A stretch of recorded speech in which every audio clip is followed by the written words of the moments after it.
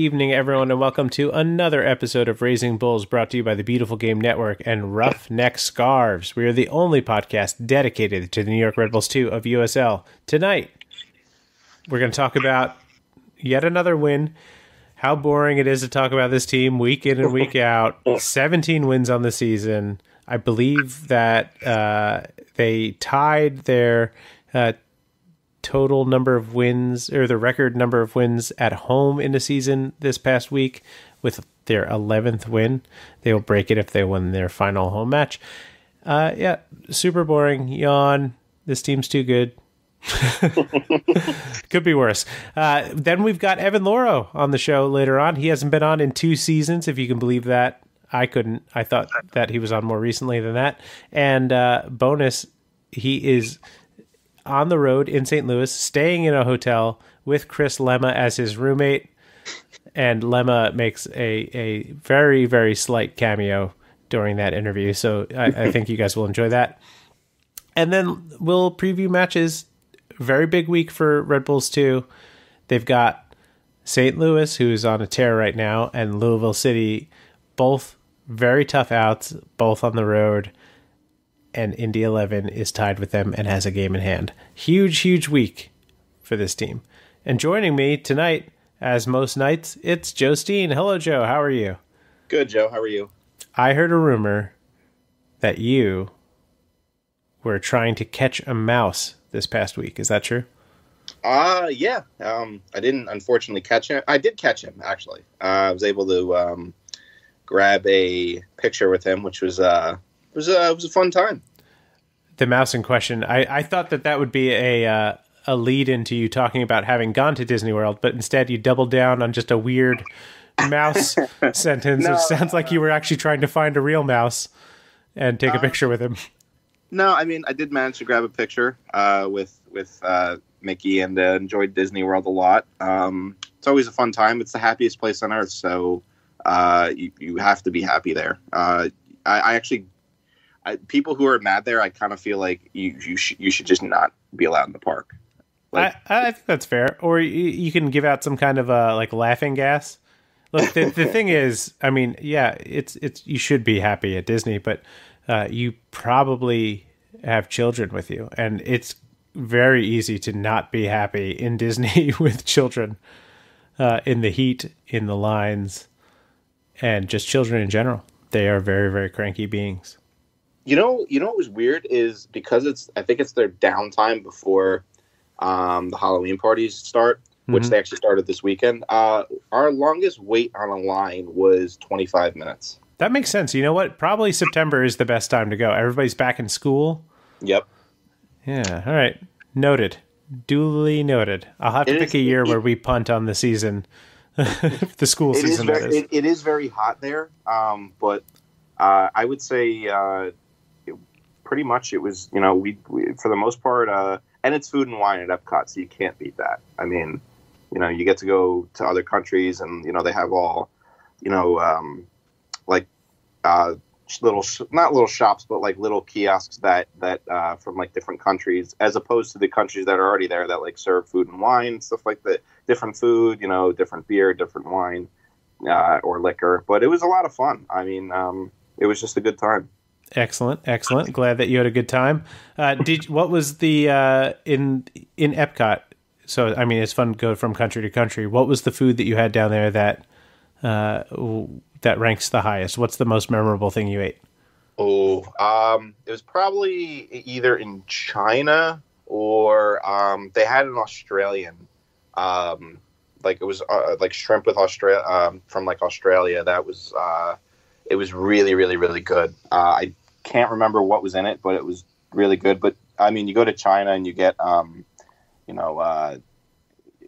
chicken and just rice, and it's so good. Or Japan, where you can get sushi and other stuff. I don't know. It's hard to pick. I would probably say Australia though with the shrimp. Okay, that's fair. Shrimp are delicious. There's no getting around that. What else is delicious? A win over Charlotte. The Red Bulls, I mean, maybe despite their second half performance, got another big win at home.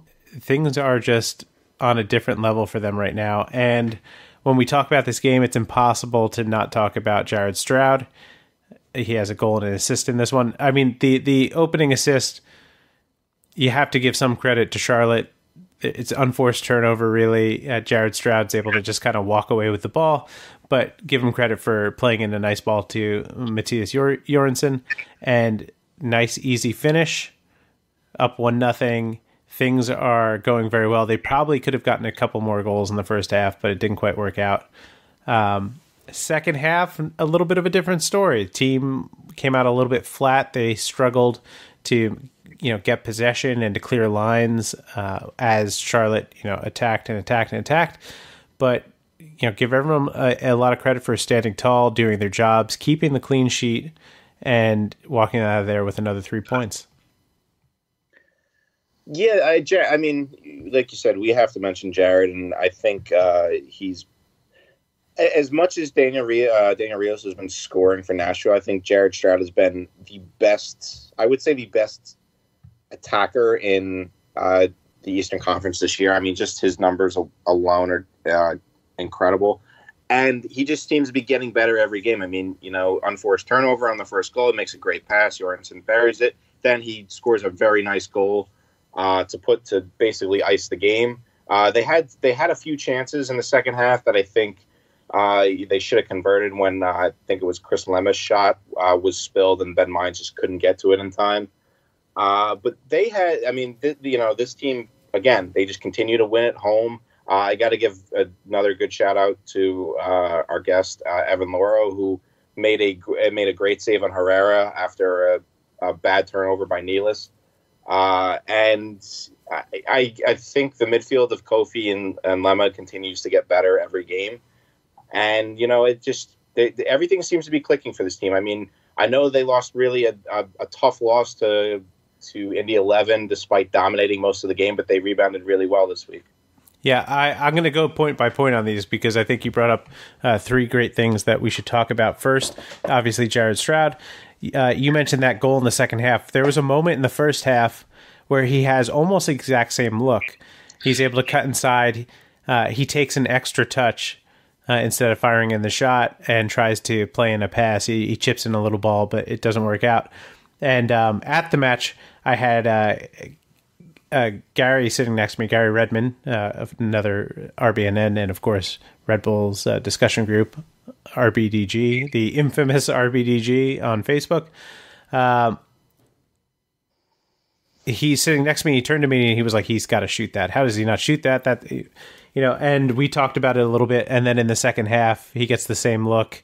He decides to pull the trigger this time and buries the goal. And we were able to ask him after the game. And he said, yeah, I took an extra touch. And that was definitely on my mind when he fired in the shot. So glad. It reminded me a lot of Make the Run, Jared, because here it is, but in a much smaller time frame where he recognized where he came up short earlier and he rectified it later in the game. Fantastic stuff. Ben Mines, it's good to see him back out there just in general to get a good solid run of minutes because we really haven't seen too much of that this year. I thought he had a good game, not a great game. Probably could have had a goal. His chance to try to put in the Chris Lima shot or Lemma, you got me saying Lima, Chris Lemma shot that was spilled. He probably could have done better with that. I think my actual exclamation at the time was, how was that not a goal? But, it's not so bad. But because it was 1-0, it was a little bit of a worry at the time. But I think just overall, it's good to see him. I think continuing to see him out there and getting reps is only going to be good for him and his growth as a player. And hopefully he stays healthy and makes the most of these minutes. I really want to see him finish up well. And it's something we've been talking about over the last couple of weeks.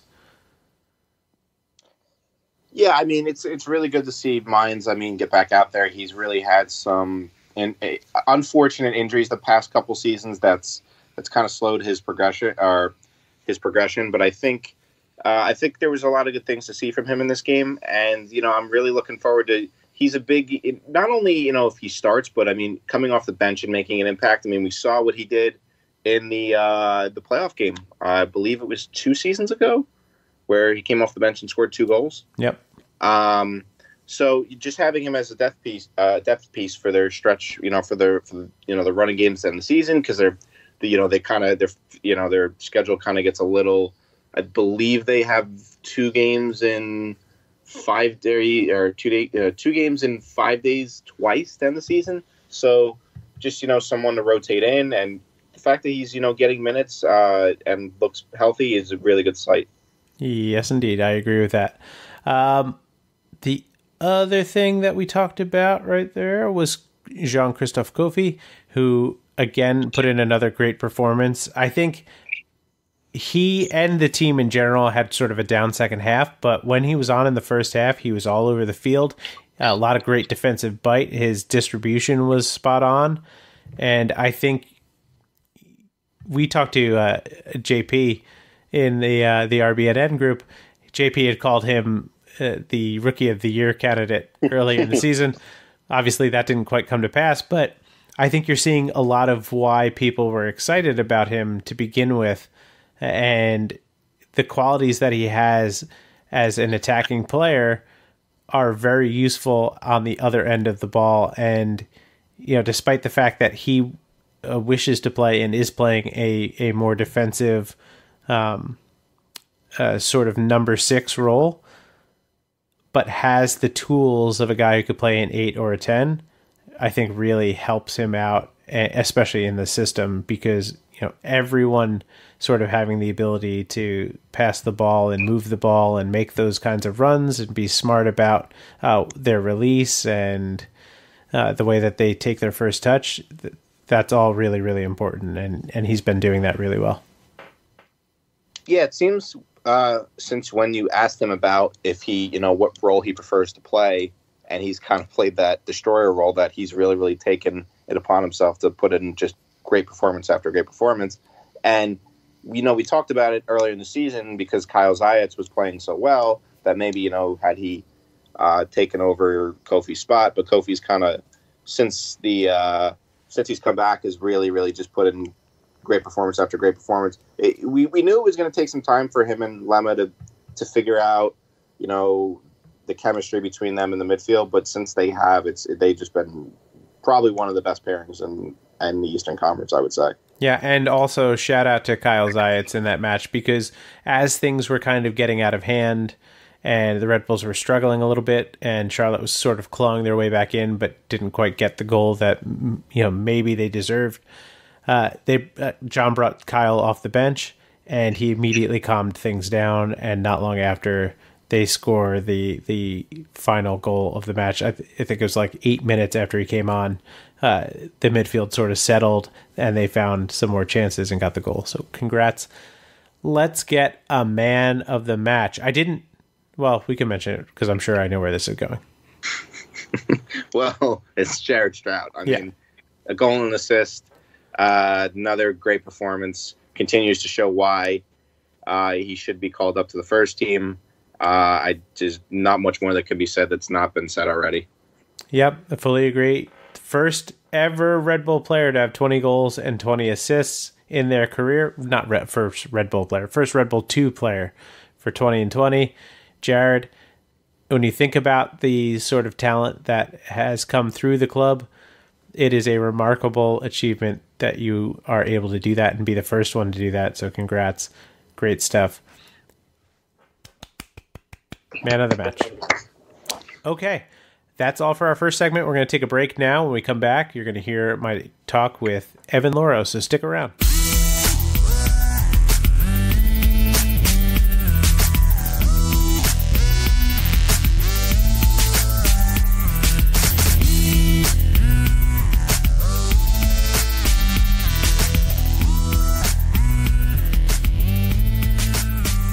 And we're back. I am so happy to be joined once again by Evan Louro. Evan, I had you on the show way back in season 2. It seems like forever ago now. Thank you so much for coming on again. Yeah, thanks so much for having me. It's been a while. Yeah, and I mean, the circumstances within the team, I think your personal circumstances and performances, it's quite a different place from where I talked to you last and talked to you now.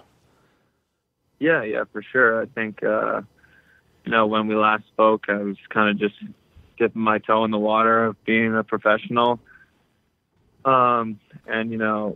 After playing all these USL games and, being around the first team every day, I think, I've grown a lot in confidence and as a player for sure. So I think I'm moving in the right direction. If you had a chance to talk to Evan 2 years ago and give him a crucial piece of advice that you have since learned, what would that be? Honestly, to just keep working. Sometimes, especially being a keeper, it's only one can play, you know what I mean? So it's not like I can change positions and stuff like that. So kind of just to stay patient and keep working because, I know my time's going to come. Yeah, and obviously it has. You've been on a really great run just in terms of playing time, but also I think I'm not 100% sure because I am terrible at doing research before I talk to people, but I'm going to guess that this is probably statistically your best year so far. Yeah, I think definitely statistically and just the way I feel, I definitely feel super comfortable and, I definitely think this has been a big step forward this year. What's the biggest difference this year as opposed to the last two, just in terms of maybe team chemistry or the results that you guys have been able to achieve? I think I've been here 3 seasons, so it's essentially, how it is. Every year we kind of clean house and, a lot of new guys come in and stuff like that. So I think every team is different, but last year and this year, I have a lot of guys that, I played in the academy with. So I think that's helped also. And, just playing throughout my youth career against a bunch of guys that are now on the team. So having that kind of chemistry, I think definitely helps. Also, Chris Lemon's my roommate. So when you got a stud like that, in the midfield, yeah. And, USL MVP, Jared Stroud, that definitely helps. I think that, all the guys have, really picked up the system well and everything's kind of firing on all cylinders and hopefully we can keep this going at the end of this year and take that into the playoffs. When I look at Jared's performances this year and how good he's been for the team, it's almost a shame that Solomon Asante is having the season that he's having out there because maybe it's flying under the radar a little bit. Yeah. I think, we're very lucky to have Jared. I think last year was kind of a good sneak peek at, what he can do. And I think, him having a bigger role, not only as a player, but as a leader this year it kind of fits him. And, he's due for it. So it's no surprise to all of us. Now, I haven't really, talked about this a lot, but I have a theory that he may have had a sort of rookie of the year type scenario happen because his first goal, his real breakthrough moment with the team was that face goal last year. And ever since then, he got cracked in the face with the ball, it rolled in and things have been going his way. Yeah, I guess that's what it takes to get on the ESPN top 10. So looking at what you guys have done so far and looking at the next couple of games, which are a difficult stretch. Obviously, St. Louis is playing really well right now. Louisville is always a tough out. What does the team need to do in these two matches? And are you guys watching the standings at all, or is it more nose to the grind and try to get the results on your terms? In terms of moving forward in the games coming up, I think we're as confident as anybody that we can get results anywhere. Obviously, yeah, like for instance, St. Louis, they've I think they struggled a little bit in the beginning, but they've really, caught on recently. And, we just played them a couple weeks ago and, they gave us a really good game. So no, it's going to be tough. And, Louisville, we have a lot of history with Louisville. We've been in the conference finals for the past, 3 years with Louisville. And yeah, that field and, that environment is not easy to play in. So that's definitely going to be a tough game. Yeah. Sorry, go ahead. No, go ahead. I was going to say about that field, obviously you guys haven't played on Yankee Stadium, but the first team has had to endure that type of field. But it's not, I think, anywhere near as bad as the field down in Louisville. Is that more of an actual physical detriment, or is it kind of mental as well? No, it's definitely physical because it's not. I think at Yankee Stadium they roll actual sod over. At Louisville they roll turf, so it's like a double surface field. It's turf and grass, which is very weird. And it's like kind of like that field hockey turf where it's like really low and it's very slippery. And what makes it even worse is we don't warm up on that side, so essentially the first time you're touching that side is in the game, so it's you have no time to get used to it. So it's definitely a factor, but at the same time, both of the teams are playing on the same field, so right. It doesn't really matter, and we kind of just have to get on with it. In terms of the standings, I mean, we know that we're in first at the moment, but we also know that there's a bunch of teams breathing down our necks, and I think just the important thing for us is if we just kind of don't even worry about that stuff and just focus each game at a time, then the results will take care of themselves and we'll end up on top. Was the Indy game a good wake up call for the team? Because I don't think that was a bad performance, but you know, it came down to which side was going to finish their chances. And I mean, you came up big on a number of plays, but ultimately you guys walked away without any points. Yeah, I mean, I think that was a good kind of jump start for us. You know, I think in that game, like you said, I don't think we played bad. I think we had a lot of chances, and for whatever reason, we weren't kind of connecting on those chances. But, you know, we know that style we play, we're going to get 15, 20 shots a game. And, you know, how many times is that going to happen where we get shut out like that? I think it's going to be very few. So we're still confident. Definitely a good jump start to help us refocus. But, you know, I think we're going to be all right. And heading into this final stretch, having playoff games at home obviously would be a big help, but you guys have done well on the road as well this year. I know I feel like I'm asking a lot of, you know, what's the difference between this year and last year questions. But again, you know, it's a young group. You do have some familiarity there, and there are some, you know, big time leaders, I think, in the squad, yourself included. But getting results on the road in USL is definitely a tricky endeavor. But you guys are doing it very well. So what's the secret to that? Honestly, you know, I think this year it's, you know, just taking each game, you know, one at a time, and really, you know, focusing in on the video and kind of, you know, I feel like in the past that's kind of been a little bit of a monkey on our back. I think, you know, last year, I mean, I forget what the date was, but we didn't win a away game until at least halfway through. You know, I think this year we ran right out of the gates. We got a win, and I think that kind of just alleviated all the monkey on our back that everyone likes to say. That constant pressure of, you know, is this going to be the one? Yeah, for sure. So I think winning early in the season kind of just took it all off of us, and we can just worry about playing the game. You know what I mean? Yep. And of course, another important factor of the game is your hair. When did you decide to dye it? What was the inspiration behind that? I mean, I've been seeing it, you know, I guess like I've seen some actors do it, and I'm like, yeah, it looks pretty cool. And then, you know, I was talking to my girlfriend. She's like, yeah, you should do it. And then I was talking to my barber, and he actually did it too. So he's like, you know, it's just hair. You don't like it, just shave it off and it'll grow back. And I'm exactly. like, you know what? You're absolutely right. Let's do it. So I sat in a chair for 2.5 hours, scrolled through Twitter, and kind of just passed the time as, you know, my head was burned. What did the team think of it?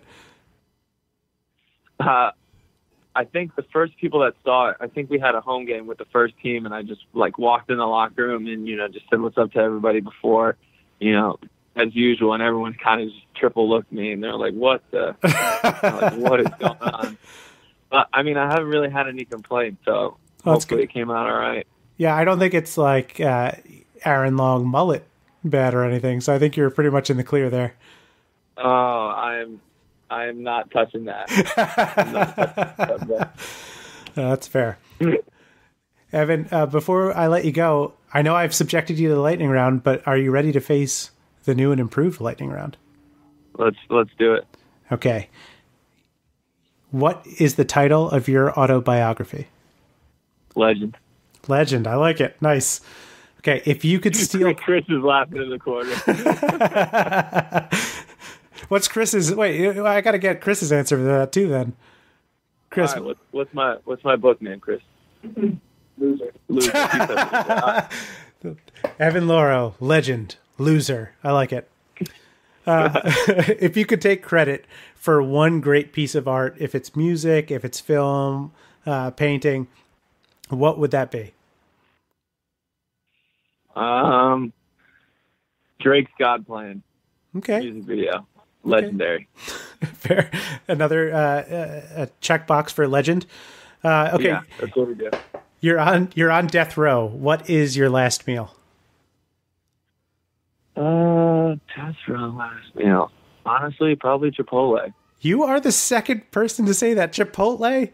Tomorrow, you're gone forever. Tonight, Chipotle? Chipotle's pretty lit. All right. I'll take your word for it. Have you ever successfully finished a game of Monopoly? Oh yeah, I used to have like the app on my phone, not against like a real person. Oh, okay. Like, I guess I should make that assessment. Yeah. I guess I'll give you credit. There's very few people who can do that, especially with other people. I think that's always a board flip. I was a lonely only child, so I didn't have much to do. So, so here's your chance to get back at Chris if you want. Who is the worst dancer on the New York Red Bulls 2? I got a 2-way tie. Okay. I got a tie, and it's Chris for sure. Chris is terrible. And then Jordan Scarlett. Okay. Jordan thinks he's so good, and he is trash. That's excellent. Well, Evan, thank you so much. I'm glad that you and Chris are having a good time. We wish you nothing but the best of luck in St. Louis. Hey, thank you so much for having me. And when we come back, we're going to preview that match, so stick around.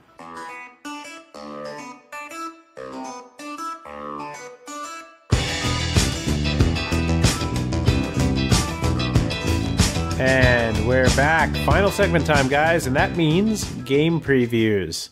2 this week. We got one Wednesday night. You're probably listening to this on Wednesday morning. Wednesday night against St. Louis FC. They had a rough patch there. They went through a long stretch not winning any games, but they're on a 4-game winning streak, 4-1-0 in their last 5 matches, including a win over the team that was streaking at the time, Birmingham. They've come back down to earth a little bit as well. But this is a good team, especially at home. 10-9-8 overall, 7-1-5 at home. They play at West Community Stadium in Fenton, Missouri. And they do not like to lose at home. They don't do it. You might ask. You could say, hey, St. Louis, lose at home. They'll say, no, thank you. They're very polite, believe it or not. But they are fantastic. They've got a +2 goal differential. We've talked about them earlier in the season. When they came and faced the Red Bulls at MSU. Of course, that was a 2-0 win for the Red Bulls. Both goals by Sebastian Elney in that match. But we saw the qualities that they have, and defense first is a big part of that. Now, the Red Bulls were able to get results over Nashville at Nashville, and to put in a good shift against Indy at Indy, but ultimately lose. But they're able to handle teams that are a little bit more stout defensively and generally get good results. So this could be a nice matchup for them and a nice change of pace for the Red Bulls, but definitely a lot of troubling things to keep an eye on, especially in the counter. Stat leaders. Kyle Grieg leads the team with 7 goals, then Sam Fink with 6, Russell Cicerone with 5, Tyler Blackwood and Katim Dockeries with 4, Caleb Calvert and Lewis Hilton have 2 goals apiece. Then Audie Jepson, Joaquin Rivas, and Albert Dikwa each have a single goal. They've also On the assist side, got Lewis Hilton, 5 for the year. Kyle Grieg, Mastonball Kosher. Kyle Grieg with 4. Mastonball Kosher, Matt Boehner. Nope, I'm doing this terribly. I'm not reading my notes, guys. This is bad. Mastonball Kosher with 3. Matt Boehner, Russell Cicerone with 2. Joaquin Rivas, Matt Thomas, Thomas Gomez, Bradley Camden Fellow, and Guy Ebend all have 1 apiece. Whew. I'm getting through it, guys. Like I said, they are very much a team that is defense first. Jake Fenlison and Thomas Gomez, who have started in goal for them. 7 clean sheets for Jake, 4 clean sheets for Thomas. Not bad stuff. They mean business. They take care of the ball, and they don't lose at home. This is going to be a tough matchup, and with the quick turnaround from Friday, and then again another tough match on the weekend, I think we're going to see a lot of rotation, and we're going to see a lot of sort of question marks over who's going to be carrying the scoring weight. Joe, what should we expect in this match? Well, as you mentioned, St. Louis is a very tough team to break down, especially at home. Only giving up 13 goals in 13 matches, so they're giving up about a goal a game. But I got to give a lot of credit to how Red Bull 2's played on the road this year. I believe they're the third. They have the third best record in the Eastern Conference on the road. They scored a lot of goals this year. They've been in a lot of the games. It's now, I think, except for one game against Pittsburgh this year, they've pretty much been in every game. They've played well. They've been unlucky with some of their results against the Memphis game comes to mind. The Indy 11 game comes to mind. But you mentioned there's probably going to be some rotation. I agree with that. I think this team is playing too well right now, though. Even their losses that, they've played well enough where I think they should have won those games. And I think, they're, St. Louis, tough team to break down. They don't lose at home, but something tells me that the way the Red Bulls 2 is played on the road this year, they don't really, there's a lot of experience in this team.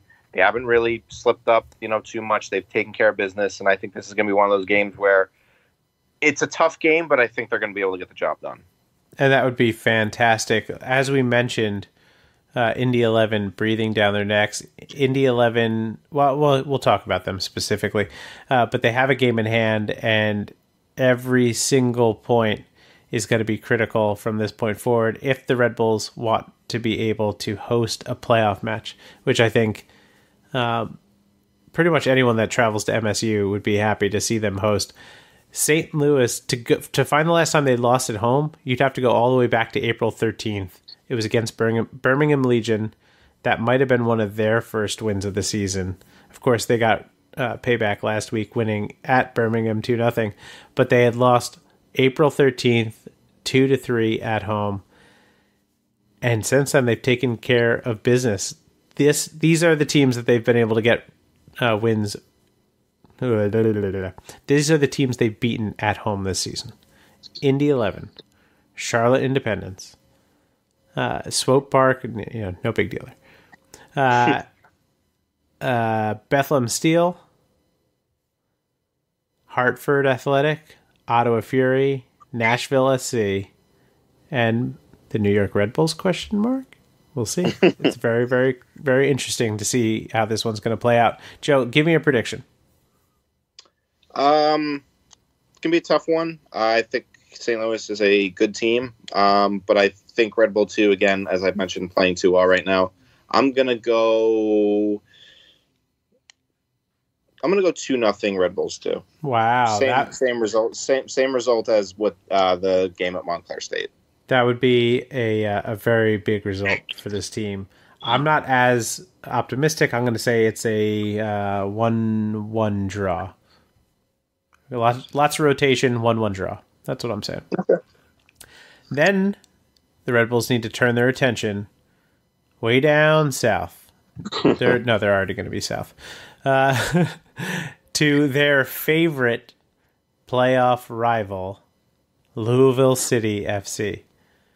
This is another tough match for them. We know the problems that Louisville can present.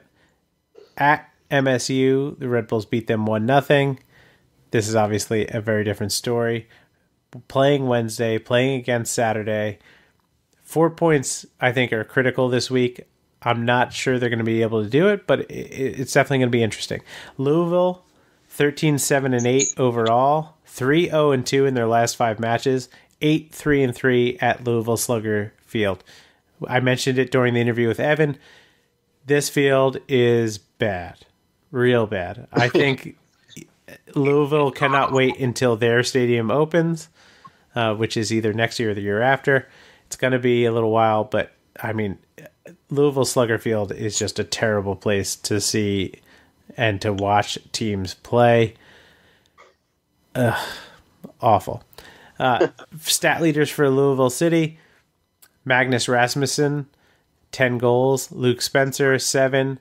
And then a pretty big drop-off. The rest of the team really shares the responsibility. Abdu Mbake Tiam, 3. Neil McCabe, 2. George Davis, 2. Paolo De Piccolo, great name, 1. Pat McMahon, 1. Sonny Jane, 1. Brian Ownby, 1. And Napo Matsoso, also 1 goal. On the assist side of things, Oscar Jimenez. See, before the show, guys, I was talking about the 2008 Red Bulls. And Diego Jimenez is the guy that I was talking about. I called him Oscar Jimenez a bunch of times before I was like, I don't think that's right. I need to look it up. This is why. I've got Jimenez on the brain.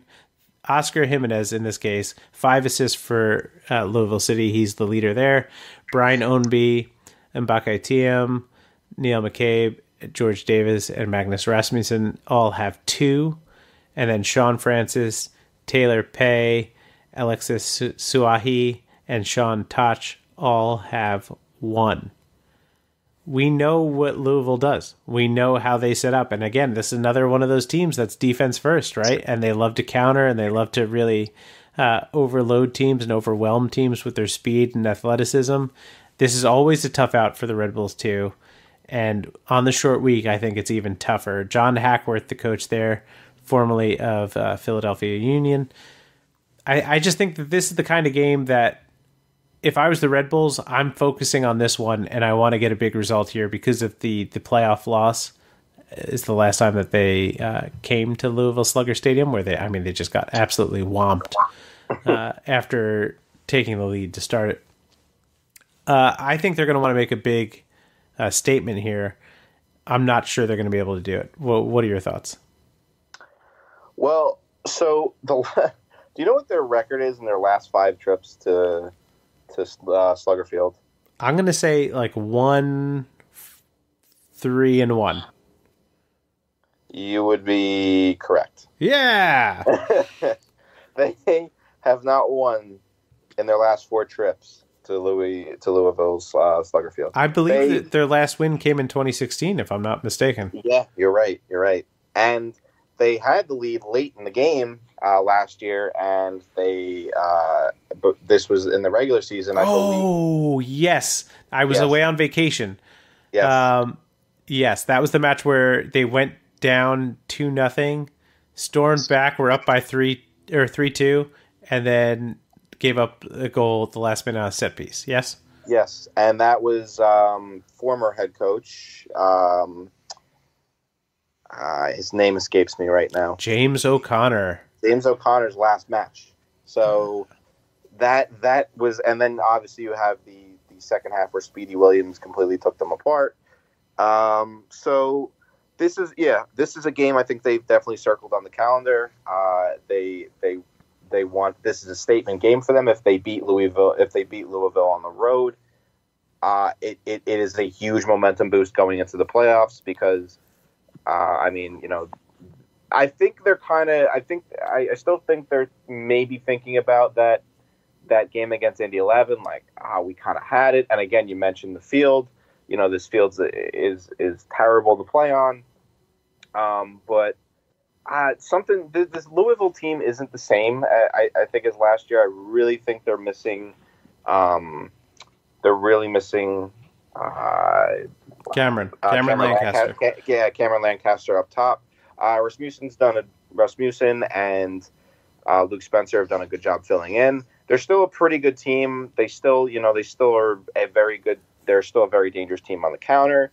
To me, they're just not scoring enough this year. I mean, you look at their results. 1-0 against Hartford. They drew Pittsburgh. They only managed one against Indy 11, one against North Carolina, 2 against Charleston. They've only blown out one team in their last 5 matches or last 10 matches, and that was Atlanta United too, who Red Bulls, I almost, could have easily put 15 on them on a given night. So, for me, I think this is going to be a tough game because I think these two teams stylistically just match up well with each other. Louisville is just tough to break down at times, but I think this is a game that Red Bull 2 is definitely circled on the counter. John Wolniak will have these guys prepared. I think it will be a squad similar to the one he put out against Charlotte, and I think they will get the job done. I certainly hope so. Let's get a prediction then. What do you think? I'm gonna say, all right. I'm thinking this is a statement win. I'm gonna say 3-1 Red Bulls 2. Okay, fair. I feel pretty good about this one. You said 2-0 in St. Louis. Yes. I feel that way about, and I'm going to say this for Russ McKenzie. Whether or not you're listening, Russ, Louisville. It's Louisville. It would be like if they named a town after my last name and they were like Goldsteinville. It's like, no, my name is Goldstein. King Louis is King Louis. It's not King Lua. No one tried to cut off the head of King Lua. Anyway, the Red Bulls are going to win this one 2-0. I believe it. I'm dropping stuff over here. I'm not sure what that was. I believe it. You can mark it down. Both of us will be wrong about both these games, but we'll see. Okay, let's turn our attention very quickly to the conference standings, and then we'll get the heck out of here. Standing at the top, the New York Red Bulls 2 remain in first place, 56 points, tied with Indy 11, who, as I mentioned, have a game in hand. Now, if for some reason these two are tied at the end of the season, right now for Indy 11 to overtake that spot, they're going to have to make up a 13-goal difference in their goal differential to take over for the Red Bulls. So there is some good stuff there, but I think Indy's got the momentum, and I would be very surprised if they don't finish up top. I think Red Bulls are going to be number 2 in this one. In any event, just underneath them, Nashville SC, they won tonight. They're on 54 points now, but they played a game more than the Red Bulls and 2 more than Indy 11. So keep an eye there. Then the Tampa Bay Rowdies on 53 points. Pittsburgh Riverhounds on 51. Bob Lilly still getting it done. North Carolina FC and Louisville on 47 points. Ottawa Fury on 39. That's a pretty big drop-off from that point. St. Louis FC on 38 points. And Birmingham Legion clinging to a playoff spot with 36 points. Just below them, Zico Lewis and the Charleston Battery on 35 points. Then Memphis 901. I mean, they're the best of the bad, but they're on top of that list. They're in 12th. They've won 3 straight, beat Atlanta, Swope Park, and Loudoun. So they're beating up on the teams they should. But they got whomped by Tampa Bay just before that 5-0. In any event, Memphis 901, they're on 28 points. Then Bethlehem Steel 27, Charlotte Independence 26, Loudoun and Atlanta United on 24, Hartford 22, and Swope Park Rangers on 19. I'm so happy for Hartford that they're not going to finish the bottom of the table. Truly, I really, truly am. I mean, they still could. All right, fair. I think they've done well enough over the last couple of weeks that it would really shock me if they do. And Swope Park has been so bad. Let's see, Swope Park. Well, they got a chance. They got Charlotte, Loudoun, Birmingham, and Hartford in their next couple of matches, and they finish up against Ottawa, Louisville, and Indy. So not really a lot of points out of those matches, I would think. Out west. Oh, and I didn't mention, but the Red Bulls clinched a playoff spot with their win against Charlotte and Charleston's loss last week to the Pittsburgh Riverhounds. Congrats, New York Red Bulls. Again, every single year they've existed, they've made the playoffs. And this might be just the second time that they entered the playoffs as a top 1 or 2 seed. So that's very, very exciting. Indy 11 also qualified for the playoffs with that loss. Congrats, guys. Out west, big deal. Phoenix Rising clinched home field advantage. They have a 21-point lead over number 2 and number 3 Reno and Fresno, respectively. Hot damn. Congrats, Junior Flemings and Jose Aganaga. You guys are doing really well out there. I'm glad your team is doing well.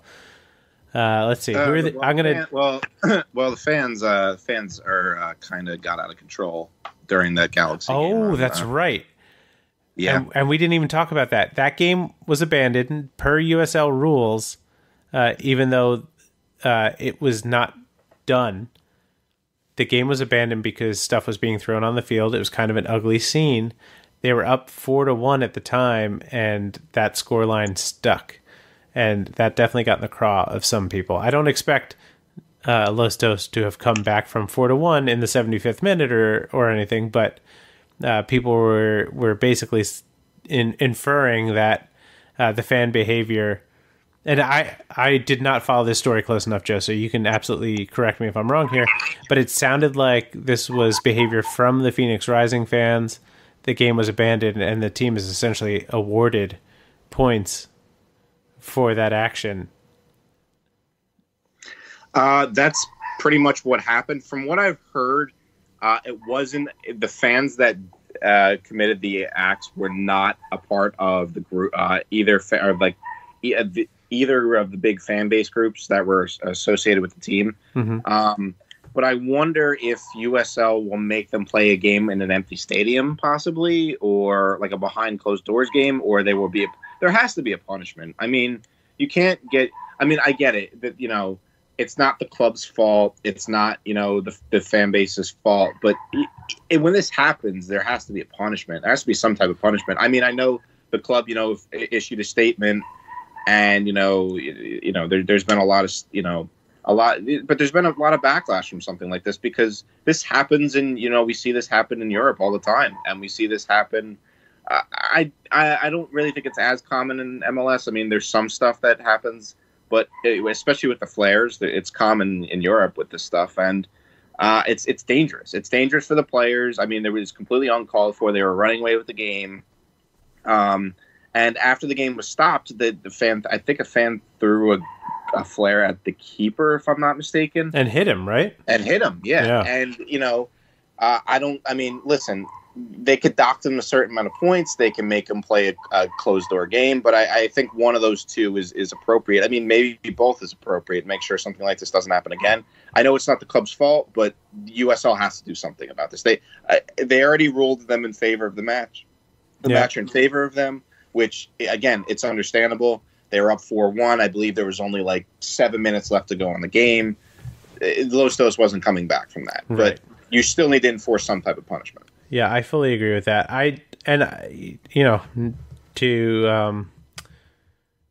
To sort of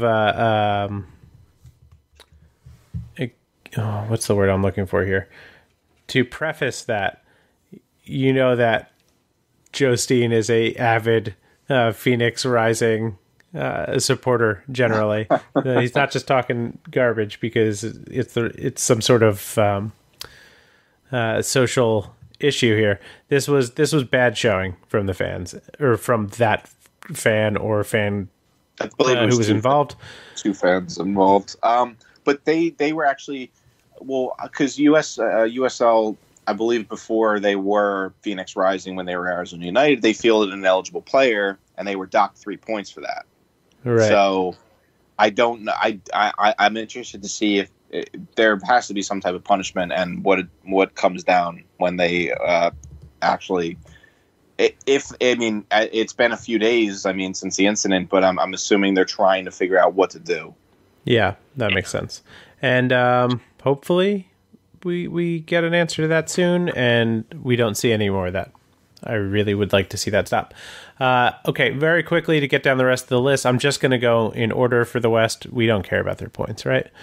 Although, to note, it's still only a 6-point difference from 4 to 10 or 4 to 11 in the West, a 7-point difference down to 12, and an 8-point difference down to 14. That's still so insane at this point in the season. Anyway, so it's Phoenix at top, Reno, Fresno, Sacramento, Orange County, Real Monarchs. You know what? Real Monarchs just won a match. They're up 1-0 right now. Okay, it pushed them up in the standings when I was saying that. They're live standings on USL, guys.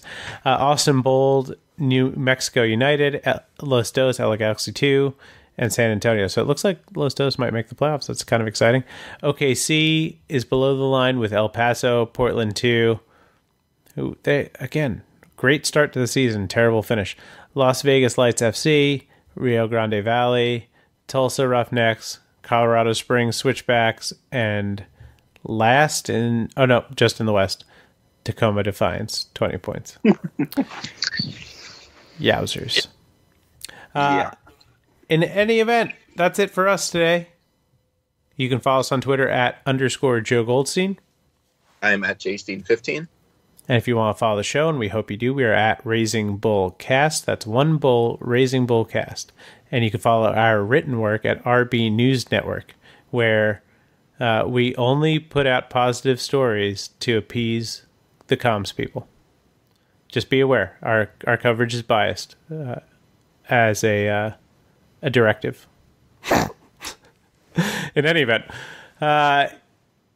you can find us at facebook.com/raisingbulls. You can go to raisingbulls.com, where we keep all of our episodes. You can even send us questions to questions@raisingbulls.com. That's questions@raisingbulls.com. We're on iTunes, Stitcher, Google Play, Spotify, wherever you get your podcasts. Find us, rate us, review us. It helps. Every bit helps push us up the algorithm. Do the duty, and we'll keep doing ours. We're part of the Beautiful Game Network that covers MLS, USL, Premier League, and NWSL. They have a tremendous amount of coverage on the beautiful game, hence the name of the network. But their USL coverage is second to none. Ton of great shows out there, like 1868 Weekly, Down in the Valley, Old Glory, Red Report, St. Louis Soccer Report, Texas Soccer Radio, The Unused Substitute, and Tornado Alley. And of course, the USL Show. Friends of the show, the USL Show. Lots of great podcasts, lots of great written content. Make sure you go to bgn.fm for all your USL needs, guys. And last but not least, I want to thank our sponsor, Roughneck Scarves, the official scarf supplier of MLS, USL, and US Soccer. Get custom scarves for your group or team at roughneckscarves.com. For myself, for Evan Louro, for Joe Steen, thank you very much, and have a great day.